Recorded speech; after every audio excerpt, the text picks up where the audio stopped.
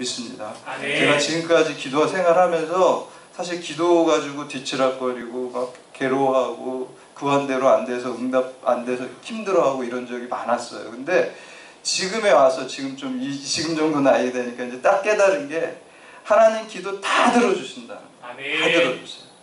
더 좋은 것으로 주세요. 구한 대로 주는 게 아니라 나는 생각도 못하고 우리는 한 치 앞도 모르거든요. 더 좋은 것으로 반드시 들어주세요.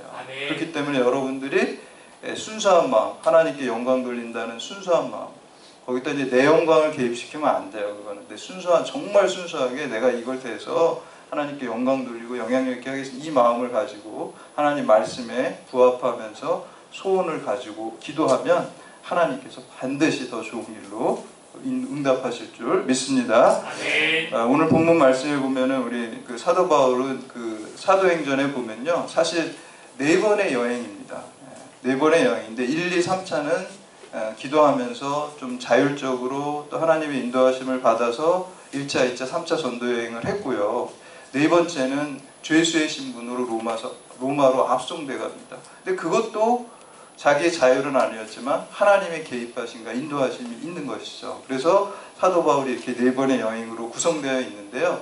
오늘 말씀은 이제 3차 전도여행까지 다 끝내고, 특별히 이제 3차 전도여행은 에베소에서 3년간 사역을 끝내고 이제 다시 돌아가는 드로아라는 곳, 우리가 함께 읽은 곳, 유두고 사건도 있어 드로아로 이렇게 가는 10개월의 과정과 또 유두고 사건을 통해서 우리가 말씀을 드리려고 합니다. 근데 이 드로아라는 것은 어떤 곳이냐면요, 원래 이 사도 바울이 이 유럽 선교를 할 생각이 없었잖아요. 마케도니아로. 근데 소아시아로 계속 하려고 그랬어요.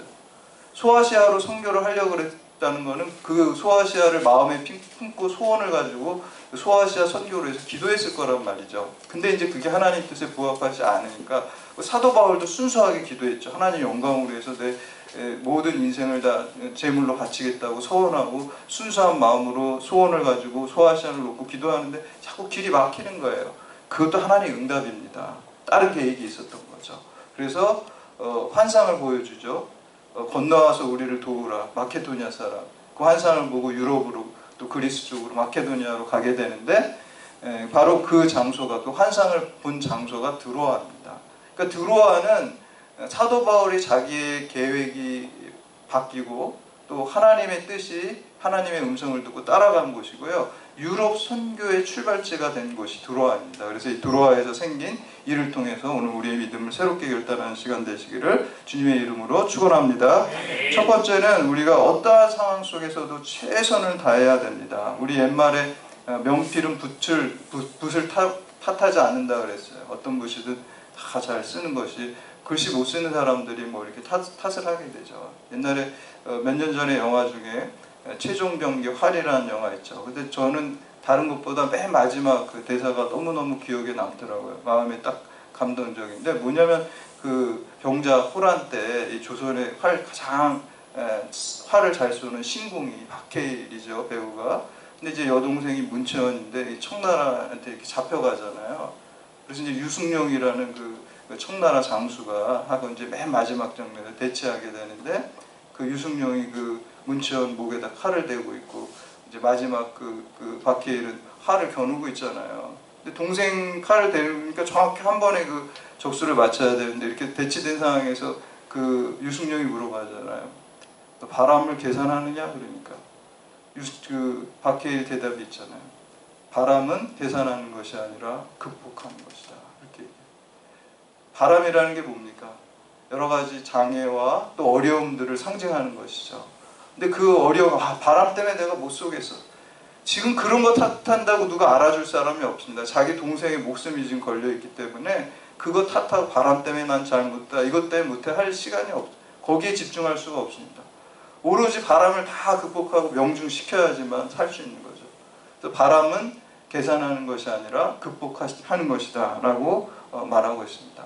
사도 바울은 그런 믿음으로 신앙생활, 또 선교의 완성을 이룬 것을 볼 수가 있습니다. 사도 바울이 사역을 하면서 어려움이 없었습니까? 순수한 마음을 가지고 사도 바울이 사역을 했죠, 당연히. 기도하면서 사역을 했죠. 그러나 그럼에도 불구하고 여러 가지 어려움과 박해와 핍박이 다 있었습니다. 고난이 있었습니다. 그러나 사도 바울은 거기에 집중하지 않았어요. 하나님께서 나에게 주신 그 목적, 선교의 목적에만 집중해서 사도 바울이 얘기하잖아요. 디모데서 내가 때를 얻든지 못 얻든지 하나님의 복음을 전파하라 그랬어요. 그게 무슨 말이에요? 상황이 좋을 때도 있고 안 좋을 때도 있지만 그 때를 탓하지 말고 상황을 탓하지 말고 골 넣는 것만 집중하려는 거예요. 어떤 방법이든 선교하려는 거예요. 오늘 말씀해 보면요, 이 사도 바울이 이제 들어와서 가지 못해가지고 막히는 경우가 있어요. 막혔는데 한 3개월 동안 한 곳에 머물러서 쉴 수밖에 없는 상황이 주어졌어요. 그때 같으면은 좌절하겠죠. 하나님, 내가 이렇게 열심히 선교를 했는데 길이 막혀서 지금 못 가고 있어요.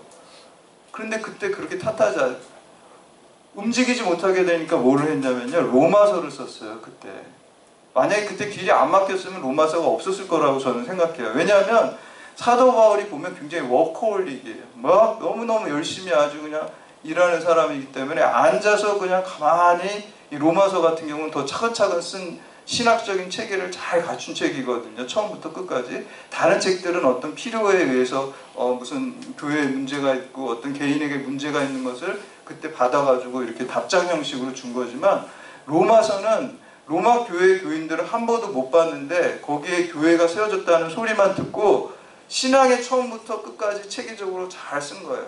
그러니까 다른 편지들은 좀 부분적이고 지역적이지만 로마서가 그래서 신학의 보고라는 거예요. 알지 못하는 사람을 대상으로 해서 신학의 기본, 신앙의 기본, 신학의 기본을 처음부터 끝까지 체계적으로 잘 쓰게 된 거예요. 길이 막혀서 안 좋은 상황 속에서 로마서가 나온 겁니다. 거기에도 하나님의 섭리가 있습니다. 여러분의 마음이 정말 하나님께 영광 돌린다는 순수한 마음이 있고 정말 그 소원을 가지고 간절히 하나님께 기도 드리면 길이 막히는 상황 속에서도 하나님께서 놀라운 역사를 하시는 것을 볼 수가 있습니다. 그러니까 하나님께서 항상 우리를 더 좋은 길로 인도하실 줄 믿고 어떠한 상황 속에서도 최선을 다하시기 바랍니다. 우리 그 박정철 교수님 지난 주일날 제가 식사하고 아까 말씀드렸지만 그 선교, 그 경찰 선교 수련회 가서 은혜를 많이 받으셨어요. 그래서 거기 그 목사님이 최선을 다하고 기도로 돌파하라 그랬다는 거예요. 그래서 기도로 돌파. 아마 사도 바울이 주어진 상황 속에서 최선을 다하고 기도로 돌파함으로써 여러분에게도 그와 같은 놀라운 또 역사가 있기를 주님의 이름으로 축복합니다. 두 번째는 전심으로 예배드리는 사람이 되시기를 바랍니다. 우리 6절에서 9절 말씀 이렇게 보시면 시간이 없어서 다 읽지는 않겠습니다. 여러분 아까 우리가 함께 읽었지만 이 드로아라는 곳에서 이제 그 일주일 동안 그 바울이 이렇게 부흥회처럼 말씀을 가르쳤습니다. 그리고 이제 마지막 떠나기 전날은 이제 마지막 날이니까 한마디라도 더 전하려고 밤이 늦도록 말씀을 이렇게 전하고 있어요. 근데 거기 유두고라는 사람이 와서 이렇게 말씀을 듣게 됐어요. 근데 이제 제일 유두고라는 이름은 다행이다라는 뜻이에요. 그리고 복되다라는 뜻이에요. 이름 그대로죠, 사실은. 죽었다가 살아났는데 거기 바울이 있었으니까 다행이고, 죽었다가 살아났으니까 얼마나 예수 능력으로 살아난 거니까 복된 겁니까? 유두고 이름처럼 됐어요. 근데 유두고는 그 당시에 그 굉장히 그 노예들 사이에서 흔한 이름이었대요. 그래서 그리스 노예라고 이렇게 추정이 됩니다. 그래서 아마 늦게 오려고 늦게 온 게 아니라 그래도 믿음이 좋아가지고 일하다가 늦게 와서 맨 뒷자리에 앉은 것 같아요. 귀한 거죠. 늦게 오더라도 그 하나님 말씀 한마디라도 듣겠다고 뒤에 온 겁니다. 그래서 앞에 우리가 뭐 부흥사 목사님들 많이 하죠. 저도 어렸을 때 부흥회 많이 다녀서 많이들 앞자리 무슨 자리입니까? 금자리라 그래. 중간 자리 무슨 자리입니까? 은자리라 그래. 맨 뒷자리 무슨 자리입니까? 잠자리죠. 여기는 잠자는 자리잖아요. 여기. 그래서 그러니까 얼마나 잠자기가 편해요. 맨 뒷자리에서. 졸다가 더군다나 뭐 이렇게 불도 켜져 있으니까 산소도 부족하고 그러니까 꾸벅꾸벅 졸다가 3층에서 떨어졌습니다. 그래서 3층에서 떨어져서 죽었는데 이제 사도 바울이 살리는 것을 볼 수가 있습니다. 그래서 우리가 예배 드릴 때 졸면 안 돼요. 사실은 열심히 전심으로 드려야 돼요. 하나님께서 예배하는 자를 찾으신다 그랬는데 올바른 예배라고 모든 예배를 하나님께서 다 받으시지 않습니다. 받는 예배가 있고 받지 않는 예배가 있어요. 받는 예배는 뭐냐면 우리가 요한복음 4장 24절에 하나님은 영이시니 하나님께 예배하는 자는 영과 진리로 드릴지니라. 신령과 진정으로 드리는 예배만 받고 그렇지 않은 예배는 안 받는. 영으로 드린다는 것은 우리가 성령 충만한 기도를 늘 우리가 많이 하고 하는 가운데 성령 충만한 예배를 우리가 드릴 때 하나님께서 기뻐받. 진리로 드린다는 건 뭐예요? 전심으로 다 해서 하나님께 예배 드린다. 전심으로 드릴 때 하는 거예요. 영이라는 거 우리가 하나님께서 인간 창조하실 때 세 가지로 우리가 구성 요소로 만들었잖아요. 육이 있고 혼이 있고 영이 있잖아요. 육은 육체고요. 혼은 그냥 정신이잖아요. 동물도 정신이 있고 IQ가 있죠. 그게 이제 혼이라고 그러고, 영이라는 거 하나님이 생기를 불어넣어줘서 인간에게만 있는 게 영입니다. 근데 하나님께서 우리를 만나시는 곳은 영입니다. 그래서 이어령 교수가 쓴 지성에서 영성으로, 지성이 혼이고 영성이 영이죠. 그래서 지성으로 하나님 만나는 게 아니라 영으로 하나님 만나는 거죠. 그래서 영으로 드려야지 하나님 만날 수 있고요. 진리로 드리는 거예요. 전심으로 드리라는 거예요. 진리라는 게 우리가 진리관이 뭐 철학에서도 여러 가지 있는데 정합설이라는 게 있어요. 정합설이라는 건 일관성이 있다는 거예요. 논리적인 진리거든요. 앞뒤가 딱 맞아야 돼요. 그게 틀리게 되면 진리가 아닙니다. 겉과 속이 같아야 돼요. 그래서 우리가 말하는 것과 행동하는 게 동일해야 되는데 그게 어긋나는 건 진리가 아닙니다. 우리가 정의를 겉으로 말했는데 실제 생활은 우리가 부정의한 삶을 살았다 그러면 그거 진리 아닌 거 확실한 거예요. 뭐 더 얘기할 것도 없는 거고요. 그거는 이제 회개하고 잘못을 시인해야지 거기에다가 변명하면 안 된다는 거죠. 우리가 성경에 보면 제가 이렇게 복음서에 보니까 예수님이 정말 용서 안 하는 사람이 있어요. 바리새인. 왜 그렇죠? 자기가 죄인임을 인정 안 하는 거예요. 근데 창기와 세리는 하나님께서 용서하세요. 주님께서. 자기 잘못을 깨닫고 진짜 고개를 쳐받고 저는 죄인입니다 하니까 주님이 용서하시잖아요. 불쌍한 게. 그러나 바리새인들은 회칠한 무덤이라고 겉과 속이 다르고 끝까지 죄를 시인하지 않고 거룩하게 이렇게 하면은 그거는 독사의 자식이라고 그러고, 하나님 주님께서 제일 싫어하는 게 그런 위선적인 것, 그리고 자기의 죄를 시인하지 않는 거예요. 그래서 이 세상에 두 가지 죄인이 있어요. 두 가지 부류의 사람이 있는데 자기가 죄인임을 깨닫는 죄인이 있고요. 자기가 죄인임을 깨닫지 못하는 죄인이 있어요. 근데 죄인임을 깨닫는 죄인이 우리들이잖아요. 우리는 소망이 있어요. 희망이 있어요. 주님께 용서받고 우리가 의인이라 칭함을 받게 되는 거예요. 죄인임에도 불구하고. 예수 그리스도 은혜로. 그런데 우리가 죄를 똑같은 다 죄인인데 인간 다 죄인이죠. 근데 나는 죄인 아니야 그리고 시인하지 않고 그렇게 되면 희망이 없고 주님께 책망받을 수밖에 없습니다. 그래서 우리가 예배를 전심으로 드려야 돼요. 마지막에 세 번째는 부활의 증인이 되어야 됩니다. 오늘 우리 기독교는 십자가 부활의 종교죠. 그런데 십자가만 있으면은 비극의 종교입니다. 십자가가 완성되고 의미 있는 것은 부활이 있기 때문에. 그래서 저는 편의점이나 뭐 이런 마트 가면은 1+1 있잖아요. 십자가 부활은 1+1 같이 이렇게 붙어 달려 있어요. 십자가를 사면 부활이 딸려오는. 근데 순서가 중요해요. 십자가가 먼저 있는 거예요. 십자가가 늘. 그 다음에 부활이 있는 거예요. 항상 따라와요. 그래서 십자가로 끝나지 않습니다. 그래서 로마서 8장 18절에 현재의 고난은 장차 있을 영광과 비교할 수 없다.